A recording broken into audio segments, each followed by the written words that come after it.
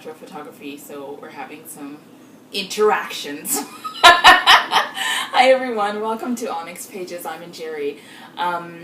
I have just finished recording an interview with Raela Hopkinson, who's my favorite author. She's a science fiction and fantasy author, and she's absolutely amazeballs. So I'm going to be uploading that video at some point in the near future after I get a little bit of editing done.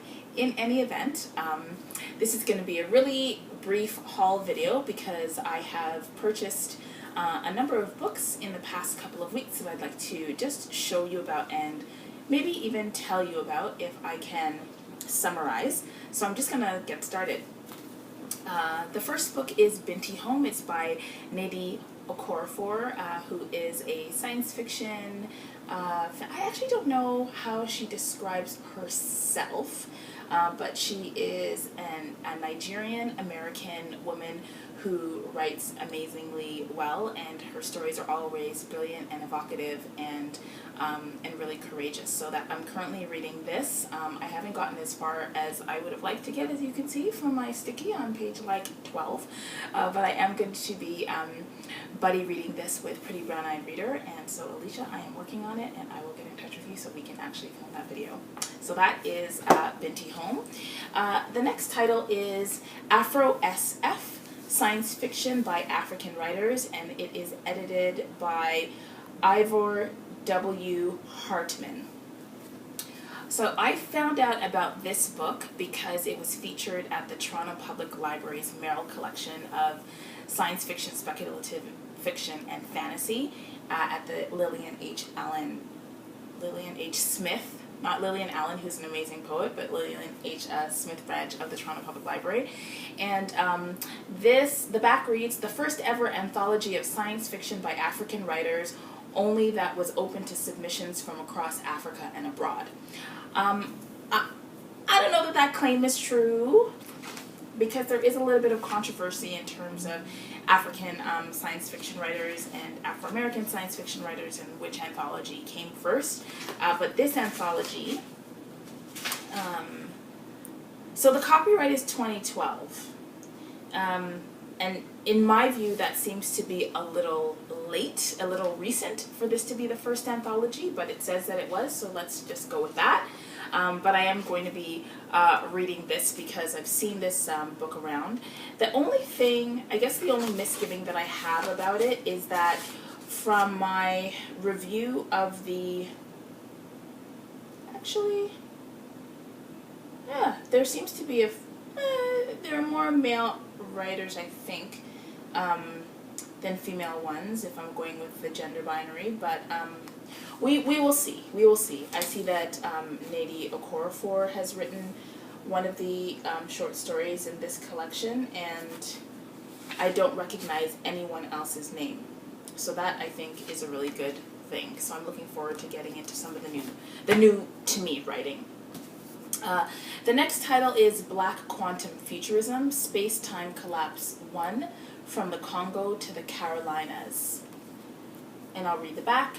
Space-Time Collapse 1, From the Congo to the Carolinas, explores possible space-time narratives and temporal perspectives of enslaved Black African ancestors, pre- and post-liberation. Slave ships and plantations are traversed by the visionaries as chronotypes containing layers of different times, imprinted by the experiences of the people held captive therein. The featured writers and visionaries attempt to visualize, hear, understand, and feel the experience of time overwritten, the rewriting of conceptions of the past, present, and future of a people displaced by the transatlantic slave trade and the erasure of their cultural memory. The works also examine perceptions of time and space in relation to Black memory, historical and societal change, systems, institutions, and technological development, and how these perceptions are sifted through or persist in the present. The main works propose innovative tools for shifting the linear progress narrative, suggest alternative perceptions and shapes of time, and create mechanisms for survival under the dominant linear temporal regime. So it's experimental writing, sound and image. So the actual space-time collapse is a series of experimental writing, sound and image and images that apply black quantum futurism theory and practices to spatio-temporal collapse events and phenomena. Okay, so this, we'll see. This, the description of this book is pretty academic, and there's a lot of speaky-spooky in it, so I'm looking forward to exploring that. But I can say that I'm a little nervous. I know nothing about quantum anything, mechanics, mathematics, futurism. So the idea of black quantum futurism is exciting to me. I'm definitely going to learn something. And it seems like it will be, even though this is, the book is pretty thin and it doesn't seem that there are many pages, it's 106 pages, this might actually take quite a long time to read because I think that it's theoretically dense. So I'm looking forward to this. And the cover's pretty fly, so yeah. Okay, so I'm going to talk about these two books together. These are the Raela books. So this one is Raela 2212 by Ytasha Womack. And this one is Raela 2213, also by Ytasha Womack. Ytasha Womack, I think, if I may say so, I think that she's most well known for her book, Afrofuturism, which I think is the first book that was written about Afrofuturism. It's a nonfiction book, and it talks about, as Tommy's pointing up there, I don't know if I can reach it. It talks about, oh yeah, I can reach it. Thank you, Tommy. So this is Afrofuturism by Ytasha Womack, the world of black sci-fi and fantasy culture. So in this book, Ytasha talks about what Afrofuturism is, what its origins were, what it is today, and what it could be in the future. And each of her chapters talk about Afrofuturism in terms of poetry, in terms of prose, in terms of science fiction, fantasy, magical realism, music, like as in music with a spoken word like hip hop, but also instrumental music like jazz and other experimental Afrofuturism sounds. So I did enjoy this. I loved its breadth. So when I read this, she talked about a novel that she had put together, and so that's why I wanted to read the novel. And the novel is Raela 2212. So Raela Ilmatic is a third-generation citizen of Planet Hope, a former Earth colony that has claimed its independence. But the utopian world has turned upside down, and Raela is on a quest to right the wrongs and end the rule of the Dirk. After her lover and rebel leader Karseen disappears on a mission to find mystical scientist Mulan Shakur, Raela embarks on a journey to complete it. She soon finds herself on a journey to find the Missing, a group of New Age astronauts who were lost in the Teleport Project. But all isn't what it seems in this world where time and space shift at will. This story ties reincarnation, space travel, virtual worlds, and love. As Raela discovers new worlds, she comes to discover herself and her power. So that's Raela 2212. And this is Raela 2213, Mermaid Marines. Where does a time-traveling warrior find peace? The war is over, and Raela Ilmatic is charged with rebuilding her beloved planet Hope. However, Raela's restlessness is a distraction for the Council, and she is sent on a mission to the very solar system that believes she and her world are a myth. Raela is Mars-bound, but the deep waters below the red world's crust uncover a mysterious waterway, a web of myth, mystery, love, and the future. Raela must face her nowness and navigate the fluid streams of existence that remix her newfound reality. So this is the second volume in the Raela 2212 series. So I'm looking forward to reading Ytasha Womack's writing. I like the way that she talks about her writings. She said that when she was contemplating this character, she had to think about race and gender because she had to think about what race and gender, in particular what race would look like in the future, because race is a social construction, and it was a social construction in order to advance disproportionate divisions of power. And so if she's imagining Black people or African peoples in the future and projecting them out 200 years, is race still going to be a technology that will be useful at that time? And so as a fiction writer, she had to imagine whether or not racial categories would be still useful, and if so, for what. And so the way that she talks about her characters is really fascinating, and I'd really like to see where she ended up in the final versions of her story. I also picked up Afrofuturism 2.0, and this is The Rise of Astro Blackness. It's edited by Ronaldo Anderson and Charles E. Jones. I had an opportunity to meet Ronaldo Anderson when he was in Toronto for a conference. And this reads, the ideas and practices related to Afrofuturism have existed for most of the 20th century, especially in the North American African diaspora community. After Mark Derry coined the word Afrofuturism in 1993, Alondra Nelson, as a member of an online forum, along with other participants, began to explore the initial terrain and intellectual underpinnings of the concept, noting that Afrofuturism has emerged as a term of convenience to describe analysis, criticism, and cultural production that addresses the intersections between race and technology. Afrofuturism 2.0, The Rise of Astro Blackness, represents a transition from previous ideas related to Afrofuturism that were formed in the late 20th century around issues of digital divide, music, and literature.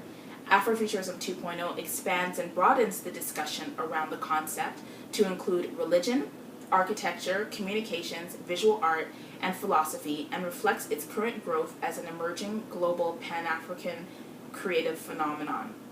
There are a number of contributors, including Tiffany E. Barber, Lonnie Abbey Brooks, David Delulus, Esther Jones, Natrice R. Gaskins, Grace D. Gibson, Ricardo Guthrie, Jeff Lohr, Ken McLeod, Andrew Rollins, Tobias C. Van Veen, and Kiana Whitted. So, as you know, my reading is primarily queer and female or trans-oriented, so I tend not to read a lot of books that have a majority male voice. It appears that this book might, so I am going to read it because I think it's an important text in the discourse about Afrofuturism, but I expect that when I critique it, I might have some thoughts about who is getting to shape what we understand Afrofuturism to be, especially in academia. Strange Matings. This was on my TBR for November as my nonfiction read, so I'm not going to go into what it is, except to say that you should look into Rebecca J. Holden and Nisi Shawl. Nisi Shawl, I'm just getting to know her work, and I'm really excited to explore it. And she's also on Twitter, and she has some really interesting things to say about current affairs and also the genre. So I'm looking forward to reading this. I don't know if you can see. Can you see all the books piling up in front? Okay. It's just, okay, forget it. Fail.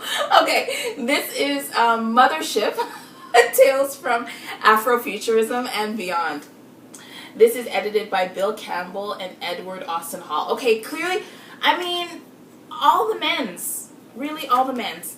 But this is Mothership Tales from Afrofuturism and Beyond sets a bold new course for anthologies by showcasing the work from some of the most talented writers inside and outside speculative fiction from across the globe. These authors have earned such literary honors as the Pulitzer Prize, the American Book Award, the Hugo, the Nebula, and the Bram Stoker, among others. They have garnered numerous accolades and have sold millions of books around the world. Many of their names are likely to be new to you. That's presumptuous. Mothership is your invitation to get acquainted with them and their writing. So first of all, I see N.K. Jemisin and Junot Diaz on this list of authors that would be new to me, and I'm just like, except they're also really famous. So, yeah, I recognize a few of these writers I've never read before. So Charles R. Saunders, obviously, a big name that I haven't read yet, and.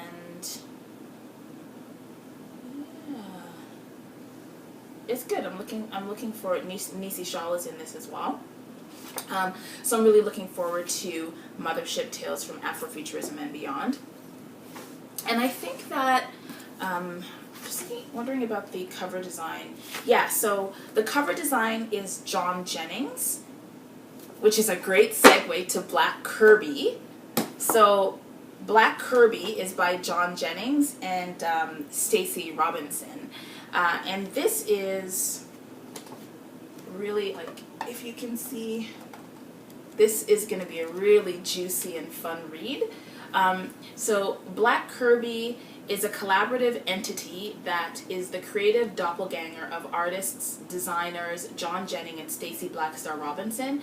The manifestation of this avatar is an exhibition and catalog of primarily visual artworks on paper that celebrate the groundbreaking work of legendary comics creator Jack Kirby regarding his contributions to the pop culture landscape and his development of some of the conventions of the comics medium.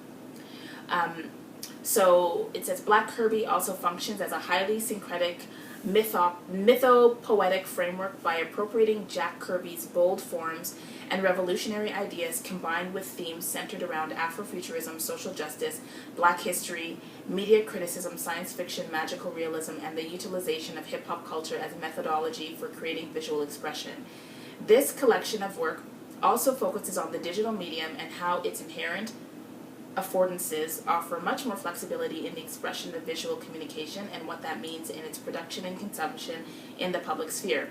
In a sense, Black Kirby appropriates the gallery as a conceptual crossroads to examine identity as a socialized concept and to show the commonalities between Black comics creators and Jewish comics creators and how they both utilize the medium of comics as spaces of resistance.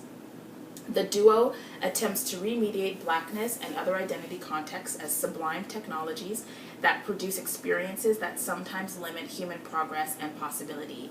And I've had the opportunity to hear John Jennings speak. He's a very insightful presenter, and it was really amazing to hear him talk about how he and Stacey remade the comic or images from the comic in order to ask questions about the state of Africans in America.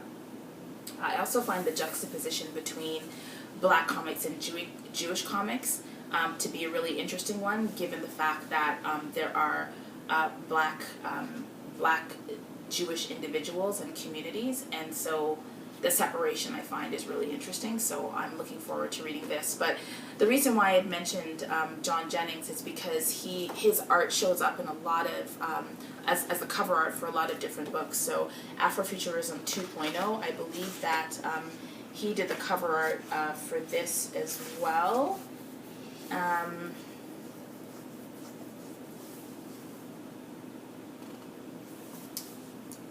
So I think he did the cover art for this. And if I'm not mistaken, I think he did the cover art for this. So his work is showing up in a lot of different places, which I think is really great. And then the last text, because I'm being told that I talk too much. So this one is something that I'm also looking forward to reading. So this is a special issue of an academic journal called Social Text out of Penn State University, I think. So Afrofuturism, this special issue guest edited and introduced by Alondra Nelson. So you'll note that Alondra Nelson's name was mentioned, I believe, in Afrofuturism 2.0, yes. Challenges the paradigm of a raceless future by rewriting the fable of Blackness as oppositional to technologically driven chronicles of progress. The contributors offer other stories to tell of what may lie ahead. Alexandra Wehilai rethinks the category of post-human as singular. Ron Eaglash historicizes the nerd, while Anna Everett shows how the African diaspora prefigures the internet. Callie Tal explores the utopian vision of Black militant near-future fiction, whose heir apparent, Nalo Hopkinson, is interviewed by Alondra Nelson. The aesthetic possibilities of this project are evident in poetry by Tracy Morris and the images of Tana Hargist and Fatima Tagar. So this anthology was published in the year 2002. So that is my Afrofuturism haul. I appreciate that this video has gone on longer than most, so if you've watched it to the end, I thank you very much for staying with me. I look forward to reading these texts. I'm not sure when I'm going to be getting to them, but I will definitely record some reviews for those of you who are interested.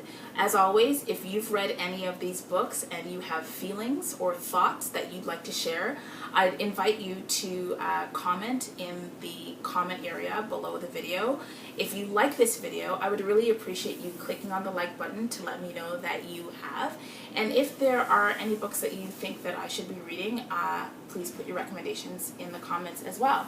Okay, thanks very much. Tomi is telling me to stop talking now, so I will. Bye, guys.